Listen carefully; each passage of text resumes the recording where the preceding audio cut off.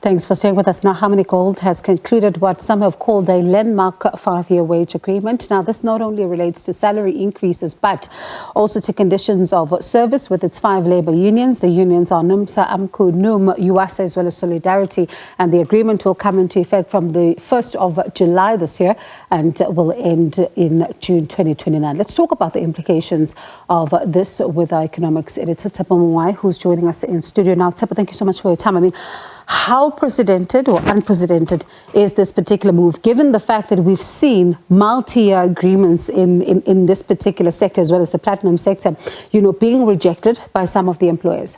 No, absolutely. 5 years. It's a long time. And this is in the history of Harmony. They say the last time this was concluded was 73 years ago.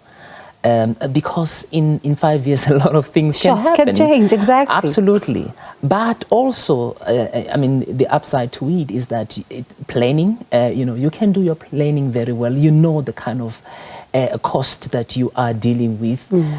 Fortunately, I must say, for the gold sector, the price of gold is looking very good at around $200, $300 per ounce, which is over 40,000 rand if you convert it to a local currency.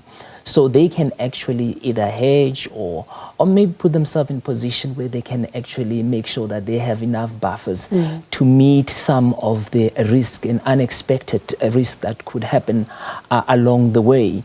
But also, I mean, who can afford a strike action? We've seen some of the strike action, the frustration that workers go under, the stress financially that they go under. And many of them have not recovered. I mean, I'm talking about many working South Africans who have never been on strike, but they're struggling financially. So a strike action just decimates whatever is little for those who are working. And of course, the labor unions are pretty much aware of that challenge. And they are aware of the consequences of that, especially on their members. And there's also been very little appetite in some sectors to embark on a strike action for all those reasons. But I must say, of course, it's unprecedented. We'll be watching, we'll be looking at this very closely to see indeed if all the parties live up to their commitments that they've made in this particular deal. But it's also a tough one for other mining companies, other sectors who are watching, and there will be a lot of pressure on them to at least come up with something pretty much similar. The platinum sector, there are serious challenges there. Demand is not as robust like in the gold sector.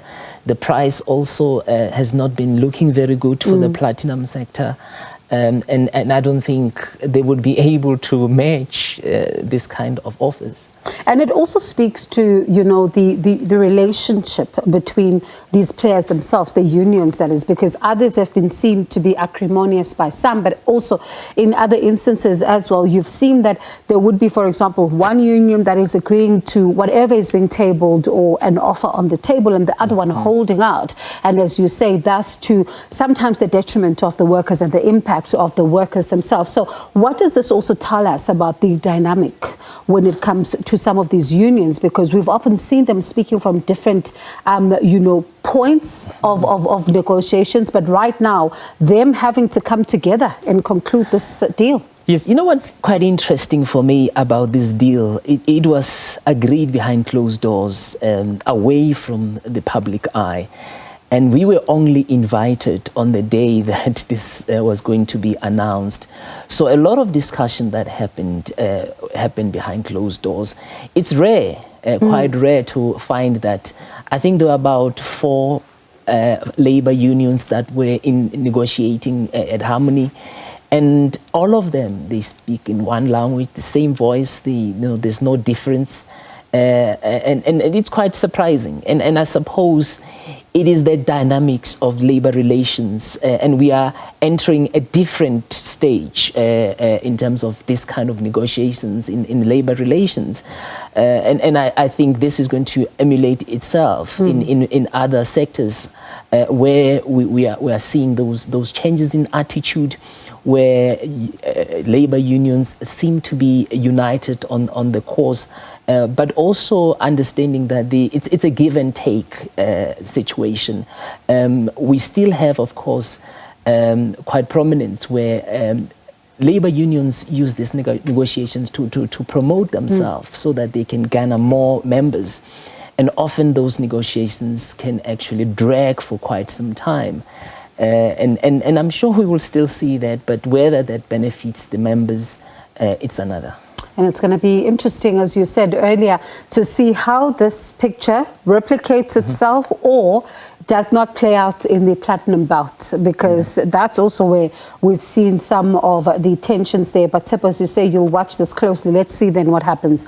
And if we do see maybe a maneuvering when it comes to this particular agreement, but it'll also be interesting to hear from other mining houses if they can afford this particular agreement. That was my colleague there, Tshepo Mongoai, our economics editor. Quite an interesting story there. We'll continue to monitor it and see if other sectors do replicate this multi-year agreement. We'll take a short break. When we come back, we've got more for you on the other side of 6 o'clock.